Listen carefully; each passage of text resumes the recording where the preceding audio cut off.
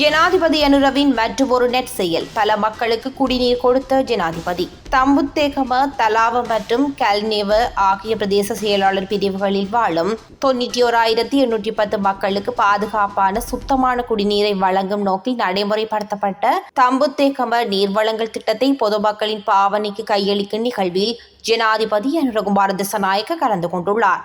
சீன அபிவிருத்தி வங்கி வழங்கிய சலுகை கடனின் கீழ் ஆரம்பிக்கப்பட்ட இந்த திட்டம் 2022 ஆண்டு மே மாதம் முதல் 2024 மே மாதம் வரையிலான காலப்பகுதியில் கடன் மறுசீரமைப்பு செயல்முறை காரணமாக இடையில் நிறுத்தப்பட்டிருந்தது. இதன் தேசிய முக்கியத்துவத்தை உணர்ந்து இலங்கை அரசாங்கத்தின் நிதியையும் பயன்படுத்தி இத்திட்டத்தின் பணிகளை வெற்றிகரமாக நிறைவு செய்ய முடிந்ததையிட்டு மகிழ்ச்சி அடைகிறேன். இதற்காக பங்களிப்பு வழங்கிய அனைவருக்கும் எனது நன்றியை தெரிவிக்கின்றேன் என ජනාධිපති இதன் போது தெரிவித்துள்ளார். සියලුම දිස්ත්‍රික්වල මන්ත්‍රීවරු වෙන වෙනම කැඳෙව්වා. කැඳවලා කිව්වා ඕගොල්ලන්ගේ ප්‍රදේශවල කවර හෝ සක්්‍යතා අධ්‍යයනයක් කරලා පානීය ජල ව්‍යාපෘති හඳුනාගෙන තිබෙනවා නම් ராணுவத்துக்கு காணியை தாரை பார்க்காதே, துரோகம் செய்யாதே, மருதங்கேணியில் லண்டன் முதியவரை முற்றுகையிட்ட மக்கள். பின்னக்கிட்ட அங்கே இருந்து வந்த நான், ஆனால் இந்த ஆமி வந்து உள்ளுக்கு அளக்க பெர்மிஷன் தரமாட்டேன் என்று சொல்லி போட்டினோம்.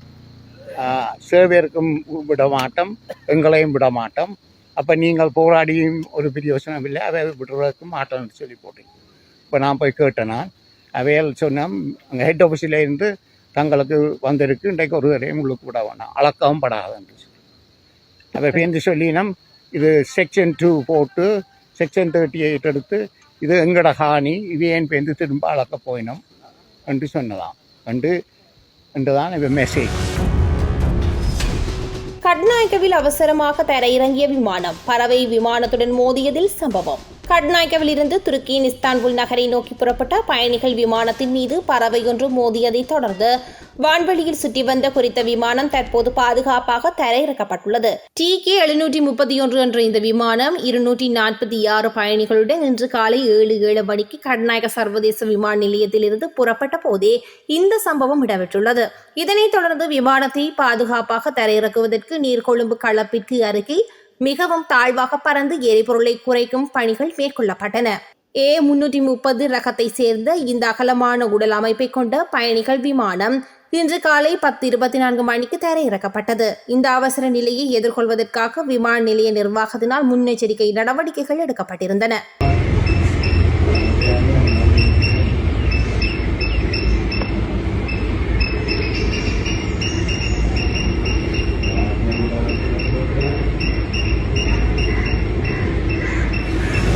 நீர்கொழும்பு சிறைச்சாலை மோதலில் ஏற்பட்ட சேதங்களை விசாரணை செய்வதற்காக விசேட குழு ஒன்று நியமிக்கப்பட்டுள்ளது. இந்த மோதல் சம்பவம் குறித்து விசாரணை நடத்துவதற்காக மற்றொரு குழுவும் நியமிக்கப்பட்டுள்ளதாக சிறைச்சாலை ஊடக பேச்சாளரும் சிறைச்சாலைகள் ஆணையாளருமான AC கஜநாயக்க தெரிவித்துள்ளார். நீர்கொழும்பு சிறைச்சாலை போதைப்பொருள் கடத்தல் வன்முறை சம்பவத்தில் 8 சிறைச்சாலை அதிகாரிகள் மற்றும் 21 கைதிகள் என மொத்தம் 29 பேர் உயிரிழந்துள்ளதுடன் மேலும் 100க்கும் மேற்பட்டோர் காயமடைந்துள்ளனர். மேலும் மோதலில் உயிரிழந்த சிறைச்சாலை அதிகாரிகளுக்கு பதவி உயர்வு இழப்பீடுகளை வழங்குவதற்கும் சிறைச்சாலைகள் திணைக்களம் தீர்மானித்துள்ளது. கிளிநொச்சியில் மின்சாரம் தாக்கி இளைஞன் உயிரிழப்பு, சோகத்தில் கிராம மக்கள். கிளிநொச்சி பச்சிலைப்பள்ளி பிரதேச செயலாளர் பிரிவுக்குட்பட்ட பனிக்கியடி இயக்கச்சி பகுதியில் மின்சாரம் தாக்கி இளைஞர் ஒருவர் உயிரிழந்துள்ளார். இவ்வாறு உயிரிழந்தவர் 31 வயதுடைய சிவகுமார் சிவதாஸ் என தெரிவிக்கப்படுகின்றது. குறித்த இளைஞன் மின்சார இணைப்பு பணியில் ஈடுபட்டிருந்த போது திடீரென மின்சாரம் தாக்கியுள்ளது. இதனையடுத்து உடனடியாக பழைய வைத்தியசாலைக்கு கொண்டு செல்லப்பட்ட நிலையில் அவர் உயிரிழந்துள்ளார். நாட்டில் தீவிரமடையும் டெங்கு, பலர் உயிரிழப்பு. நாட்டில் டெங்கு நோயால் உயிரிழந்தவர்கள் எண்ணிக்கை 47ஆக அதிகரித்துள்ளதாக தெரிவிக்கப்பட்டுள்ளது. இந்த ஆண்டு இதுவரை நாடு முழுவதும் பதிவான டெங்கு நோயாளர்களின் எண்ணிக்கை 67,174ஆக உயர்ந்துள்ளது. அத்துடன் ஜூலை மாதத்தில் முதல் 9 நாட்களில் மட்டும் 10,685 நோயாளிகள் அடையாளம் காணப்பட்டுள்ளனர்.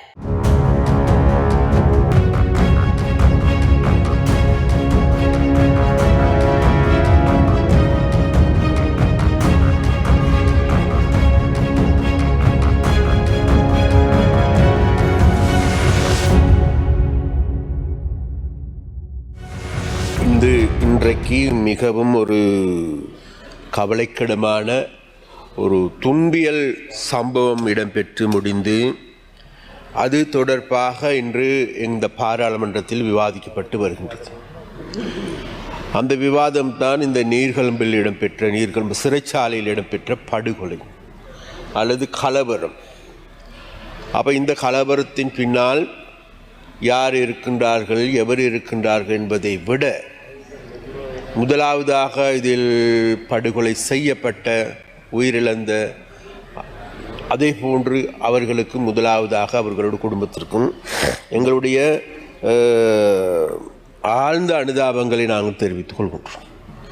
அதே போன்று அவ்வாறு காயமடைந்திருக்கின்ற என்றும் வைத்தியசாலைகளில் வைத்தியம் பெறுகின்ற அனைவருக்கும் கூடிய சீக்கிரமாக நலம் பெற்று வீடுகளுக்கு செல்ல வேண்டும் என நாங்கள் பிரார்த்திக்கின்றோம். இரண்டாவதாக இன்று நாங்கள் இந்த விவாதம் ஆரம்பிக்கப்பட்ட பிறகு எதிர்த்தரப்பிலிருந்து கூறுகின்ற வார்த்தைகளை நாங்கள் பார்க்கின்ற போது இதென்னமோ இலங்கையில் இன்றைக்குத்தான் இடம்பெற்றிருக்கின்றது, இதற்கு முன்னர் இவ்வாறான சம்பவங்களே இடம்பெறவில்லை என்கின்ற தோரணையில் பேசுகின்ற பேச்சுக்களை எங்களால் காணக்கூடியதாக இருக்கும். ஆனாலும் உறுப்பினர் அவர்களே, நாங்கள் ஒரு விடயத்தை சொல்லிக்கொள்ள வேண்டும். இந்த சிறைச்சாலையில் இடம்பெற்ற சம்பவம் என்பது எங்களுடைய சமூகத்தில் இருக்கின்ற அந்த ஏற்றத்தாழ்வுகளை வெளிப்படுத்துகின்ற ஒரு ஒரு ஒரு குறியீடனை நாங்கள் கருதுகின்றோம். ஏனென்றால் எங்களுக்கு எல்லோருக்குமே தெரியும், இந்த நாட்டில் வறுமை நிலை எங்கு இருக்கின்றது. வறுமை கூடுதலாக இருக்கின்ற இடத்திலே கல்வி பின்தங்கி இருக்கின்றது. கல்வி பின்தங்கி இருக்கின்ற இடத்திலே வறுமை அதிகரித்திருக்கின்றது. இந்த வறுமையும் கல்வியும் பின்தங்கிய இடத்தில் இவ்வாறான கலாச்சார ரீதியான சீரழிவுகள் மலிந்து கிடக்கின்றது. கொள்ளையா, கொலைகாரர்களா, கொள்ளையர்களா எல்லாம் இருக்கின்ற இடமாக அல்லது அந்த அதனுடைய குறியீடாகவே இன்றைக்கு இந்த வறுமை கோடு காட்டுகின்றது. அதனால்தான் கௌரவ உறுப்பினர்களே, எங்களுடைய அரசாங்கம் முதலாவதாக இந்த நாட்டு மக்களை இந்த வறுமையிலிருந்து மீட்டெடுக்க வேண்டும். வறுமையிலிருந்து மீட்டெடுக்கின்ற பொழுதுதான் அவர்கள் உண்மையிலேயே அந்த வறுமையில் மீட்கப்படுகின்ற மக்கள் கல்வியில் மிளிர்வார்கள், கல்வியில் உயர்வார்கள். அவர்கள் கல்வியிலே உயருகின்ற பொழுது நிச்சயமாக இவ்வாறான கலாச்சார ரீதியான சீரழிவுகள் இடம்பெறாமல் தடுத்து கொள்ள முடியும். அதனால் இன்றைக்கு இந்த ஏற்பட்டிருக்கின்ற இந்த நெருக்கடிகளுக்கான நாங்கள் நினைக்கின்றோம் நீண்டு நிலைக்கக்கூடிய நிரந்தரமான தீர்வு வேறு எதுவுமல்ல. இந்த நாட்டு மக்கள் அனைவருமே, சிறைச்சாலையில் இருக்கின்ற மக்களும் மக்கள், வேறு யாரும் அல்ல.